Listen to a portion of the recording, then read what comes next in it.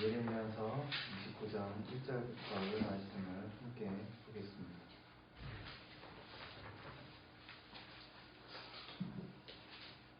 예레미야서 29장 1절로 14절까지의 말씀을 좀 긴데요. 함께 보겠습니다. 우리 한 절씩 교도하도록 하겠습니다. 제가 한 절 읽고 여러분 한쯤에서 한 절 읽고 교도하도록 하겠습니다. 예레미야서 29장 1절로 14절입니다. 선지자 예레미야가 예루살렘에서 이 같은 편지를 느부갓네살이 예루살렘에서 바벨론으로 끌려간 포로 중 남아있는 장로들과 제사장들과 선지자들과 모든 백성에게 보냈는데, 그때는 여호와와 왕과 공중대제들과 유다와 예루살렘의 고관들과 기민공과 토공들이 예루살렘에서 떠나니라. 유다의 왕 시드기야가 바벨론으로 보내어 바벨론의 왕 느부갓네살에게로 가게 한 사반의 아들 엘리사와 hil기야의 아들 그마랴 편으로 말하되, 만군의 여호와 이스라엘의 하나님께서 예루살렘에서 바벨론으로 잡혀서 가게 한 모든 꼴에게 이와 같이 말씀하시니라. 너희는 집을 짓고 거기서 살며 텃밭을 만들고 그 열매를 먹으라.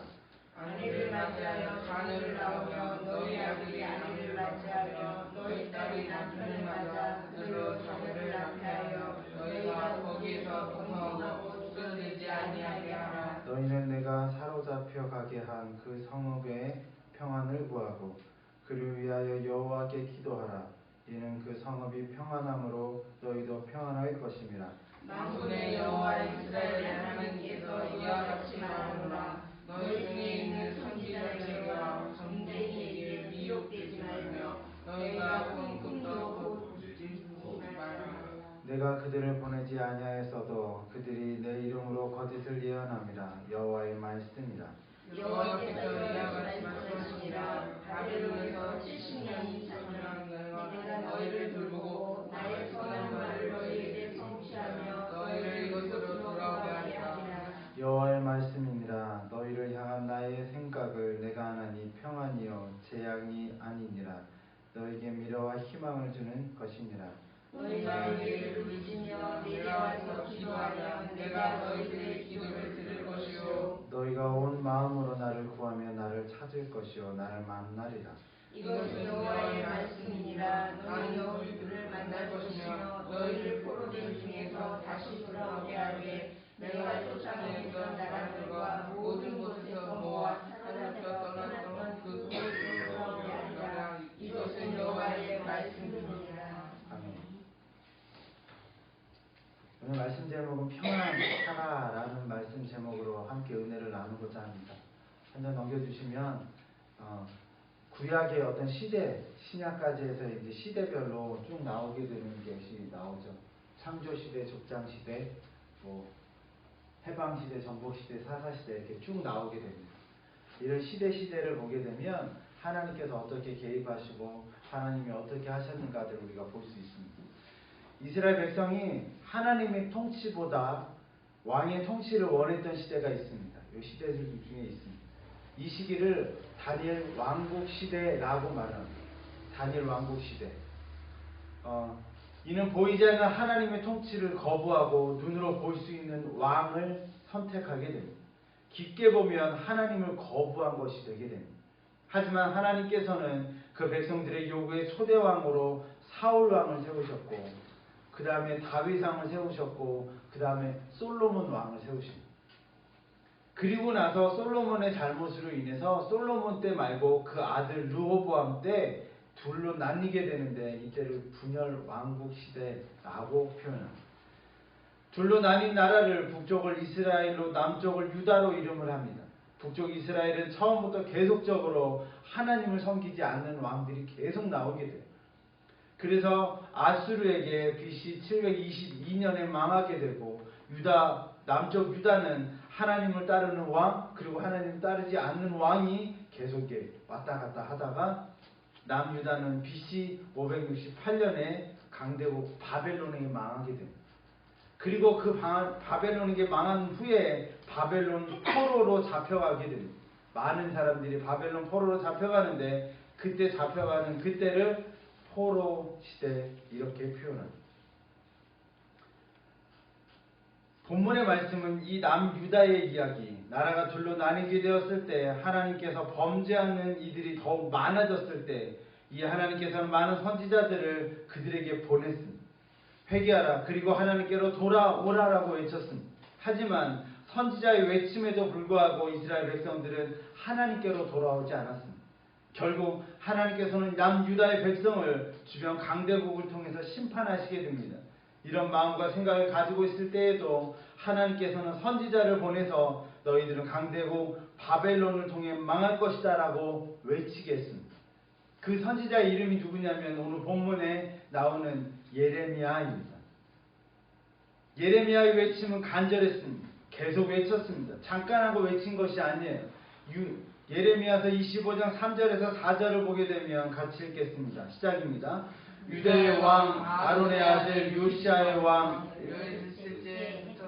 오늘까지 23년 동안 여호와의 말씀이 내게 임하기로 내가 너희에게 꾸준히 일렀으나 너희가 순종하지 아니하였느니라. 그러므로 너희께서 그의 모든 종 선지자들을 너희에게로 끊임없이 보내었으나 너희가 순종하지 아니하였으며 귀를 기울여 듣지도 아니하였도다. 아멘. 예레미야는 유다 백성들에게 몇 년이냐면 23년이라는 오랜 시간 동안 하나님의 말씀을 선포했습니다. 남유다의 멸망에 대해 경고를 말씀을 전했습니다. 하지만 사람들은 그의 말을 믿지도 순종하지도 않았습니다. 더 나아가 귀를 기울여 듣지도 않았습니다. 마음이 강팍해져서 하나님의 말씀을 무시했던 사람들은 예레미야를 잡아 죽이려까지도 했습니다. 예레미야 편에서 보면 참으로 안타까웠고 힘든 상황이었습니다. 하지만 어떠한 상황에도 예레미야의 외침을 막을 수는 없었습니다. 그는 간절했습니다. 그래서 예레미야는 무슨 선지자라고 얘기하냐면 눈물의 선지자 이렇게 표현합니다. 그래서 예레미야 다음 절이 뭐죠? 예레미야 다음 말씀이 뭐죠? 예레미야 애가가 뭐죠? 눈물의 노래.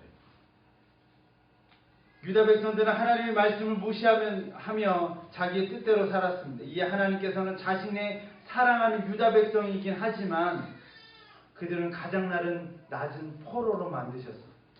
이 시기를 바벨론으로 잡혀갔다 해서 바벨론 포로 시대라고 표현합니다. 포로로 잡혀가는 유다 민족을 보며 하나님의 마음은 어땠을까요? 좋지는 않았을까요? 아프셨을 거예요. 하나님이 진노가 가까웠으므로 회개하라고 그렇게 많은 선지자들을 보냈는데 그들은 회개하지 않았습니다.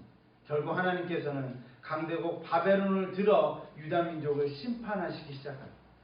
하나님께서는 유다 민족들에게 그의 사랑의 마음으로 다시 한번 기회를 허락하셨습니다. 이것이 하나님께서 유다 민족을 포로로 만든 이유였습니다. 포로가 된다는 것은 삶에 있어서 아무런 희망이 없습니다. 미래가 없다는 거예요. 포로는 그의 자녀에게도 계속적으로 이어지는 재앙과도 같은 거예요. 포로는 그들에게 꼬리표처럼 평생을 따라다니는 것이에요.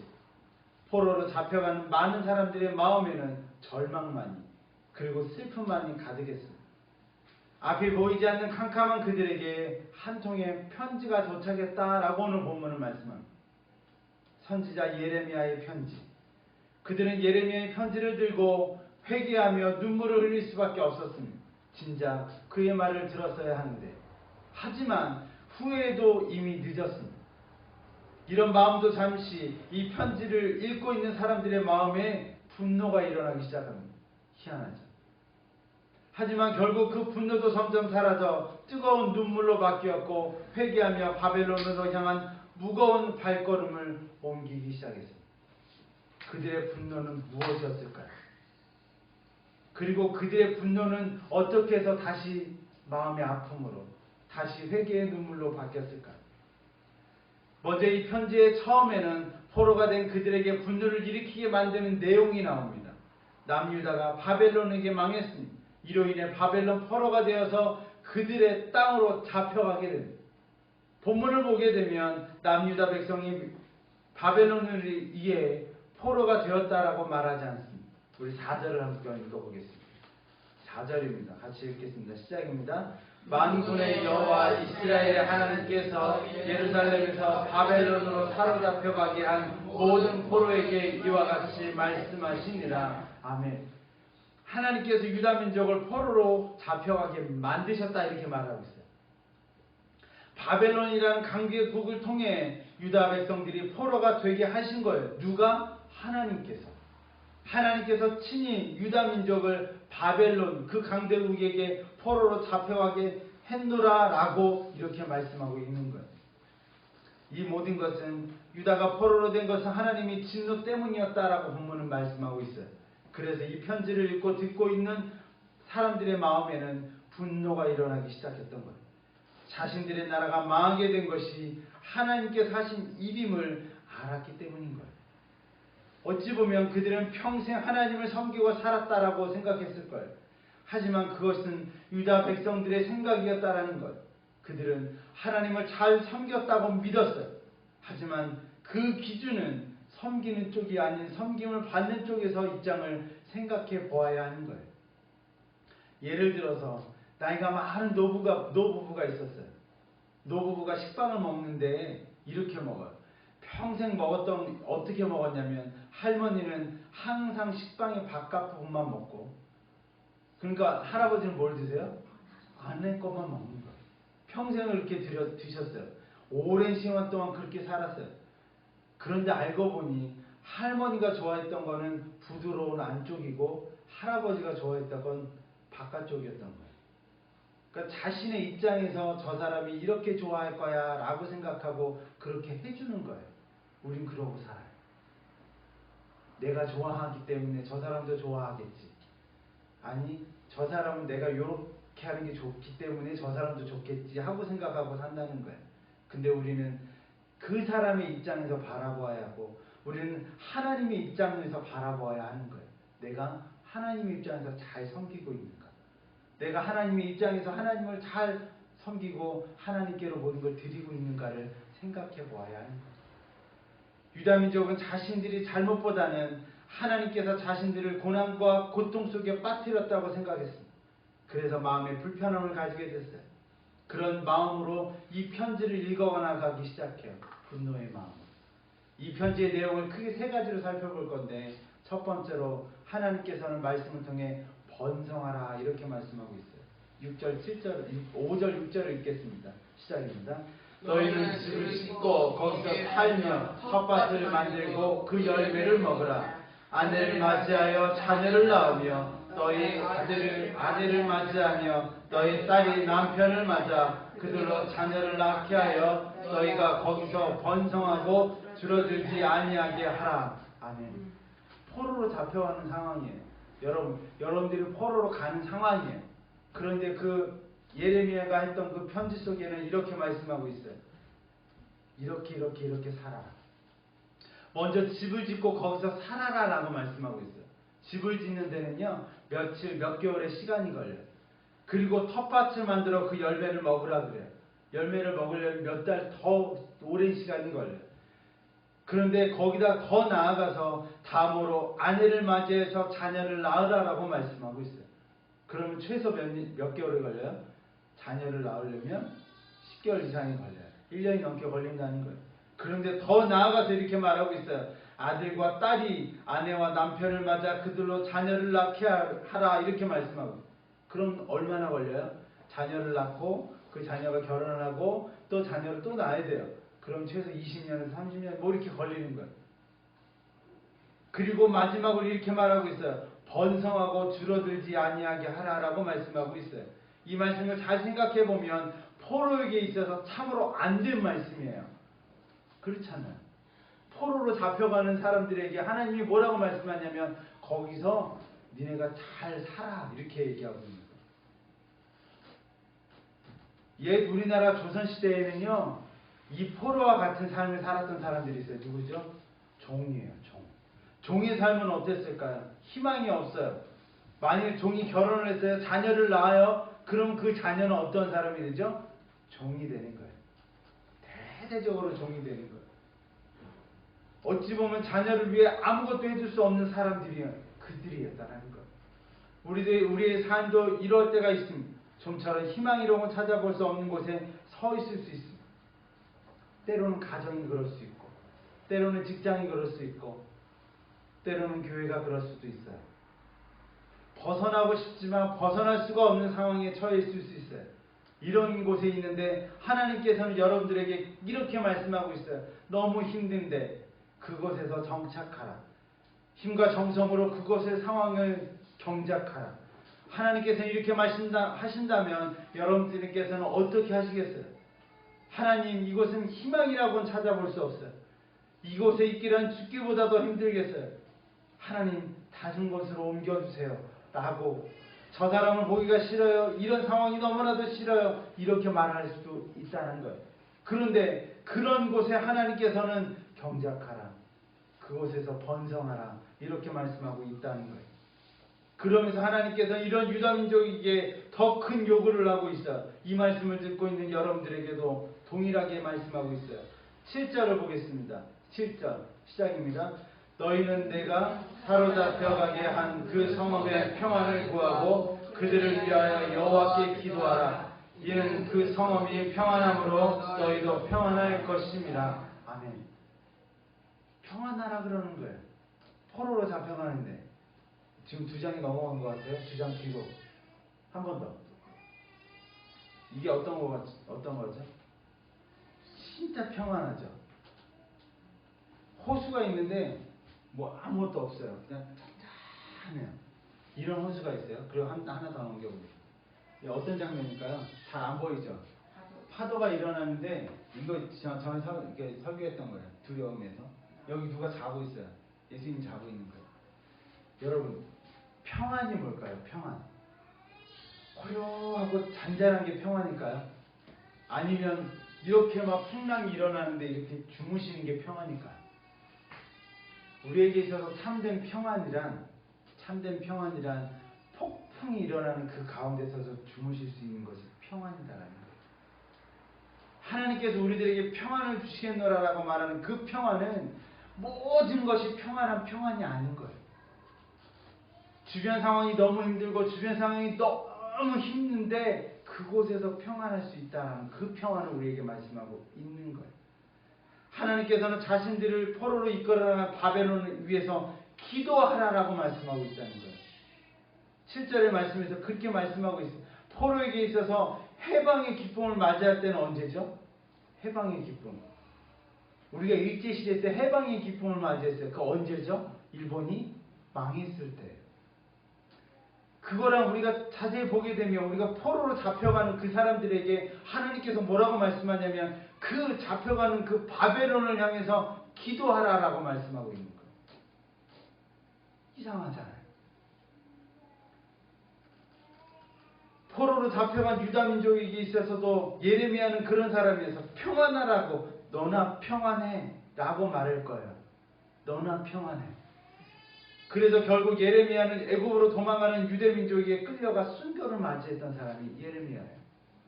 우리의 환경이 힘들고 어려운데, 가정이, 직장이, 교회가 힘들고 어려운데 우리는 그곳을 벗어나고 싶은데 때려치고 싶을 때도 있을 텐데, 이때 하나님께서는 여러분들에게 말씀하는 거예요. 가정을 위해서 기도하라. 직장을 위해서 기도하라. 교회를 위해서 기도하라. 평안하기를 위해서 기도하라라고 우리에게 이렇게 오늘 본문을 통해서 말씀하고 있는 거예요.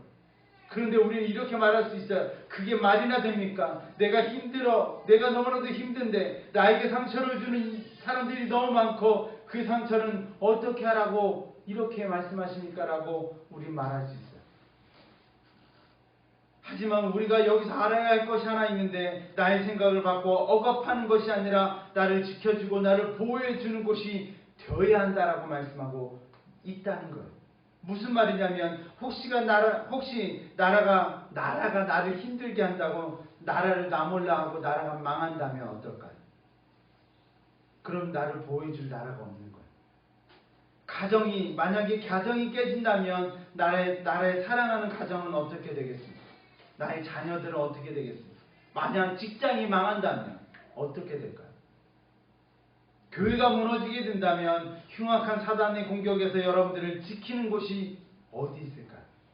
가정, 직장, 교회, 나라는 내 마음에 맞지 않는다고 해도 내가 있어야 할 곳이다라는 거예요.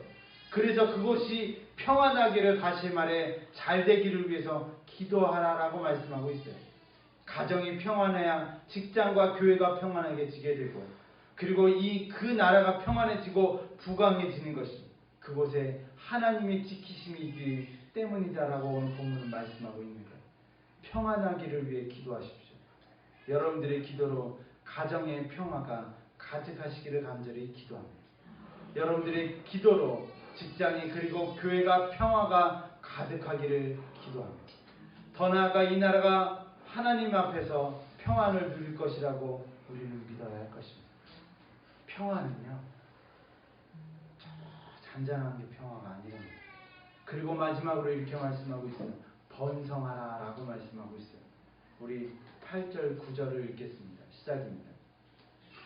만군의 여호와 이스라엘의 하나님께서 이와 같이 말하노라. 너희 중에 있는 선지자들에게와 점쟁이에게도 미혹되지 말며 너희가 꾼 꿈도 곧이 들지 믿지 말라. 내가 그들을 보내지 아니하였어도 그들이 내 이름으로 거짓을 예언합니다. 여호와의 말씀이라. 아멘. 마지막으로 이렇게 말씀하고 있어요. 분별하라 이렇게 말씀합니다.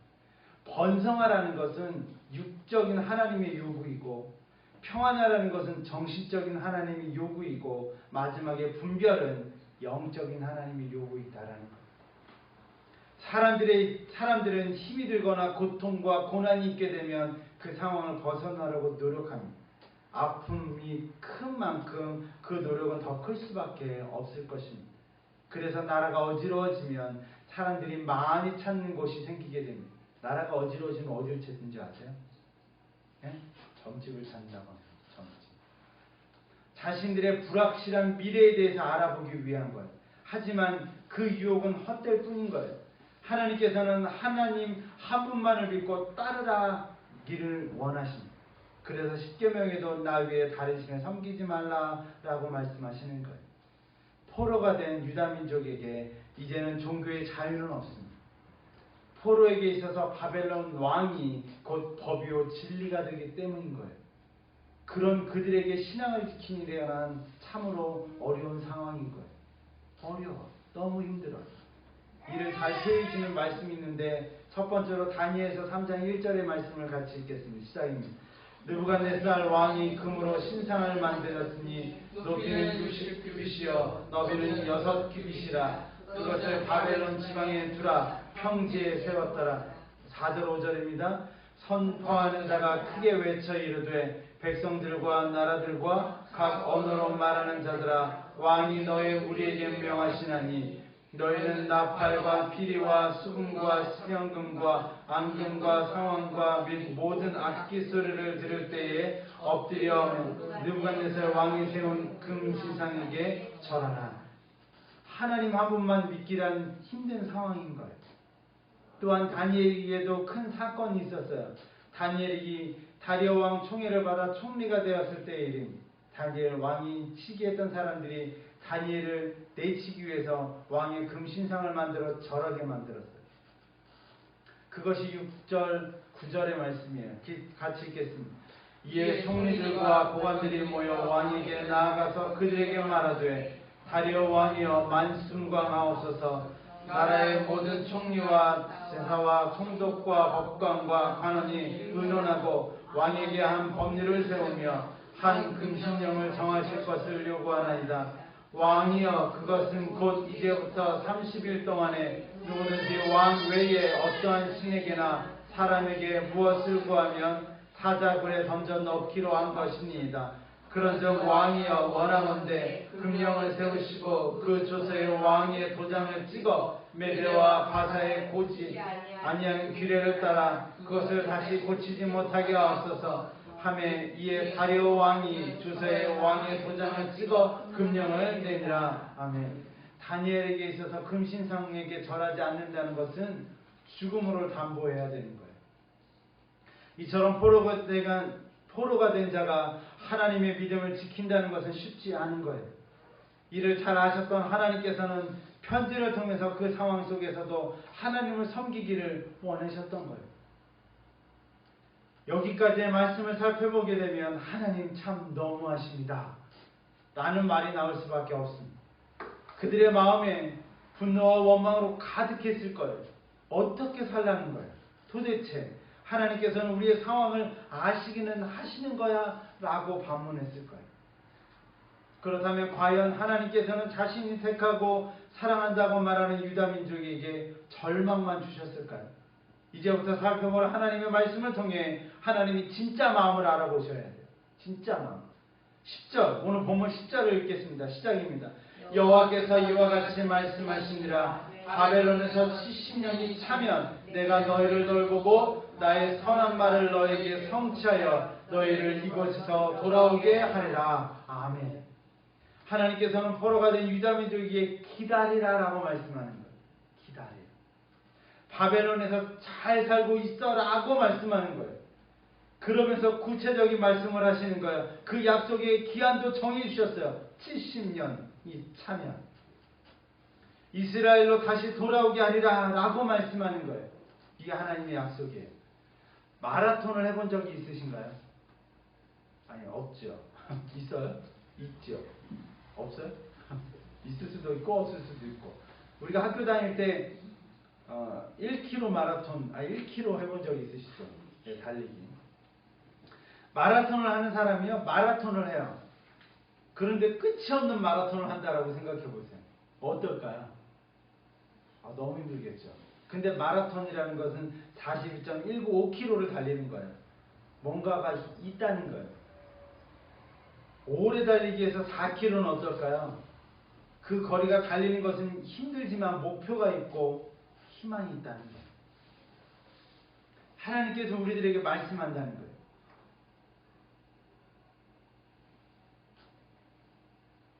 저도 몇 주 전에 너무 힘들어서요.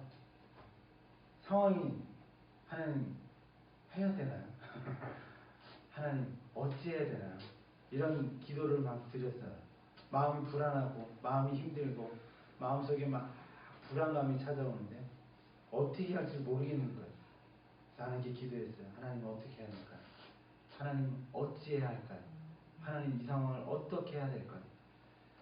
저에게 주는 하나님의 말씀은 하나님께 생각나게 하는 말씀이 있었어요. 하나님께서 이렇게 말씀하시는 것 같은 거예요. 너희는 가만히 있어. 주가 하나님 되노라 할지어다. 이렇게 말씀하시는 거예요. 너는 가만히 있으라는 거예요.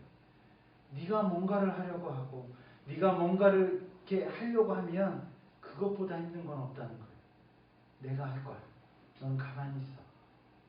저에게 이렇게 말씀하시는 것. 그래서 위로를 참 많이 받고요. 지금은 좀 많이 괜찮아졌어요. 너는 가만히 있으라는 거예요. 하나님께서는 유다 민족을 망하게 만드셨어요. 그리고 바벨론 포로가 되게 하셨어요. 그 상황은 그들에게 있어서 절망이었고 더 이상 아무것도 할 수 없었습니다.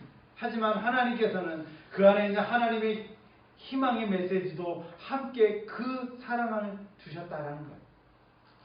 하나님께서는 그 희망의 메시지를 포로가 된 민족에게 구체적으로 말씀하셨어요.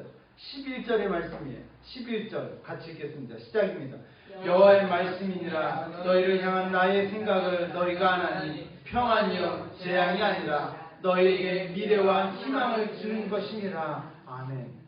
포로인데 아무것도 없는데 하나님께서는 자신이 택하신 백성을 사랑하십니다.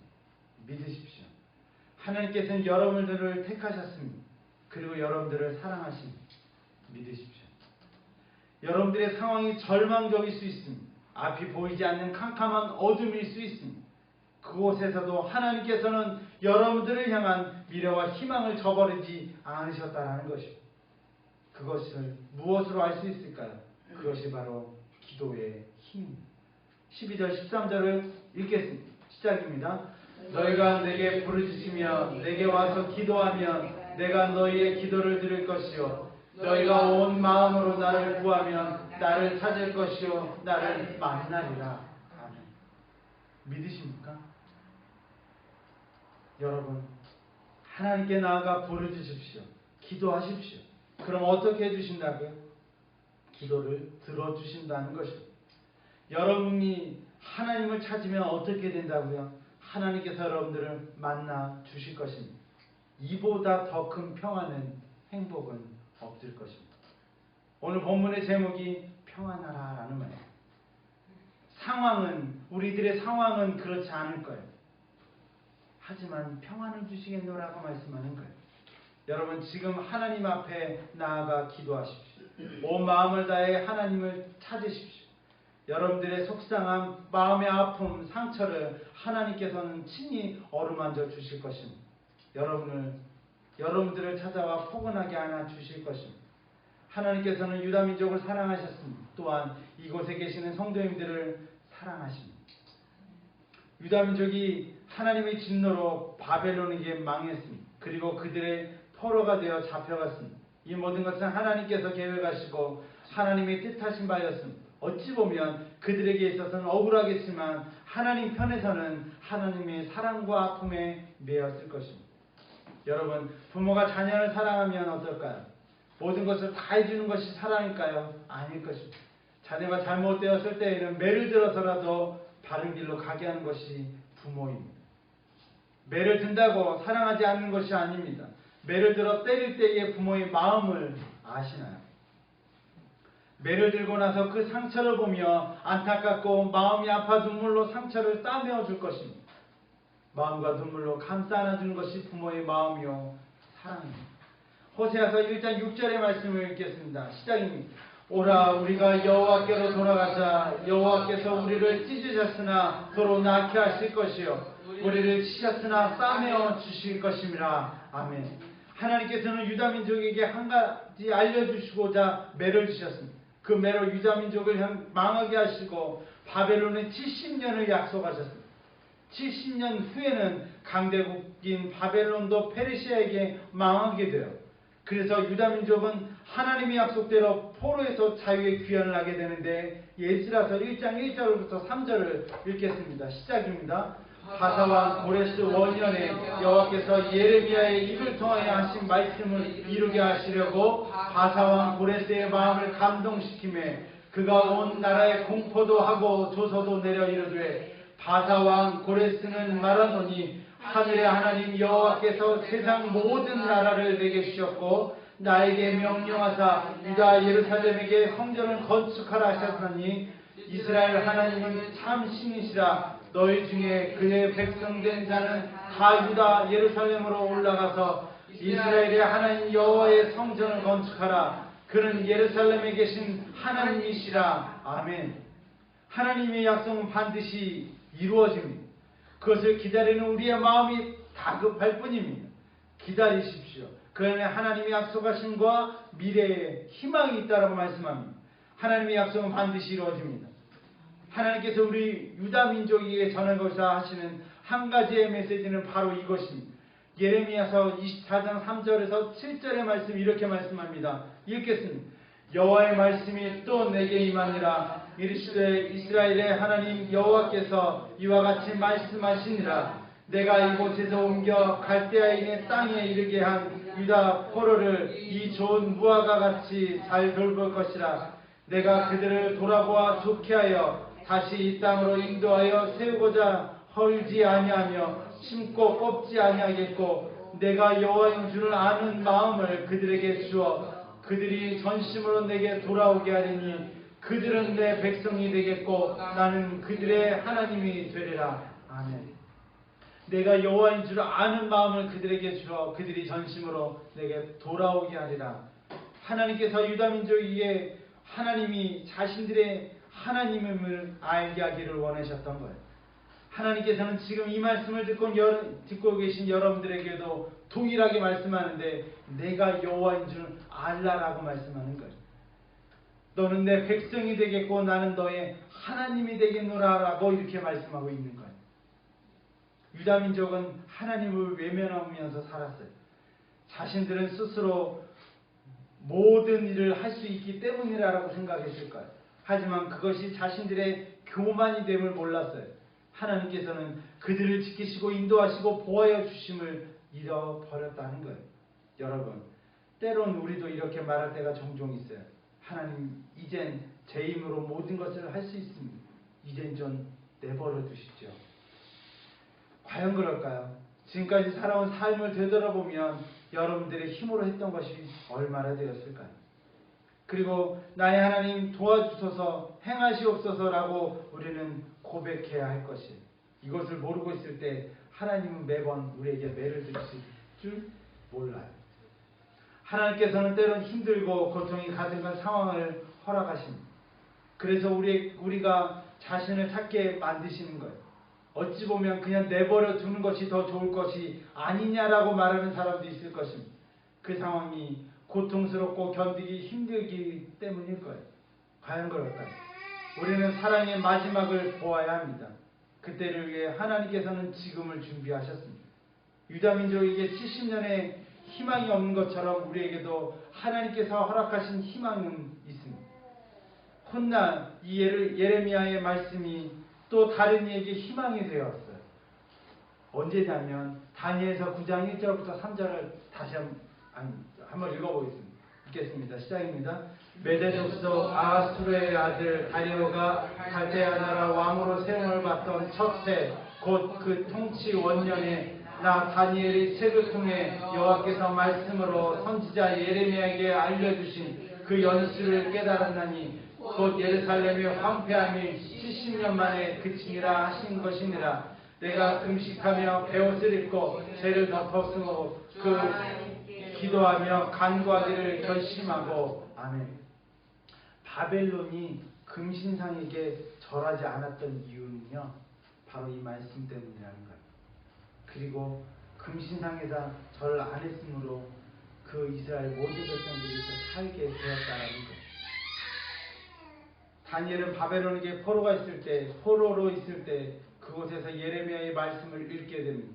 이 말씀은 본 후에 바벨론에게 포로 잡혀있던 유다민족에게 회개를 촉구하게 되고, 또한 바벨론에서 자신 또한 더욱 굳건한 신앙을 지키게 된다는 거예요. 성경을 나중에 다시 한번 볼 일이 있을 거예요. 볼 때 다시 한번 살펴볼 건데, 포로로 잡혀갈 때 3차로 잡혀가요. 이스라엘 백성들이 바벨론으로 3번에 걸쳐서 잡혀가는데 딱 70년 후에 3번에 걸쳐서 다시 돌아오게 됩니다. 하나님의 역사는 놀라워요. 그 말씀이 70년이라고 말씀하는 그 70년이 첫 번째 잡혀갔을 때 첫 번째 돌아오는 게 70년에 딱 70년이 돼요.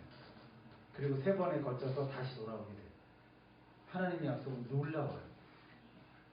하나님의 약속은 포로가 된 유다민족에게 희망이 되었습니다. 다니엘에게 희망이 되었습니다.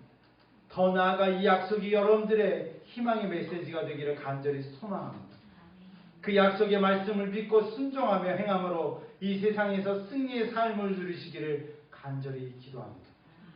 지금 어떠한 상황에 처해 있을지라도 그 안에 기쁨과 평안이 여러분들 안에 함께 하시기를 간절히 축원드립니다. 기도하겠습니다. 사랑과 은혜 하나님, 우리의 삶을 아버지의 삶으로 온전히 드려주기를 소망합니다. 우리에게 약속하셨던 그 약속의 믿음을 가지고 평안하라 라고 하는 그 평안이 우리에게 있게 하여 주시옵소서. 지금 우리가 바라보는 상황은 힘들고 지치고 괴롭고 아플지라도 하나님께서 우리에게 약속하신 그 약속을 믿고 이곳에서 평안하게 하여 주시옵소서. 이 모든 약속을 믿고 따르며 나아가기를 간절히 소망하며 예수 그리스도 이름으로 간절히 기도드리옵나이다.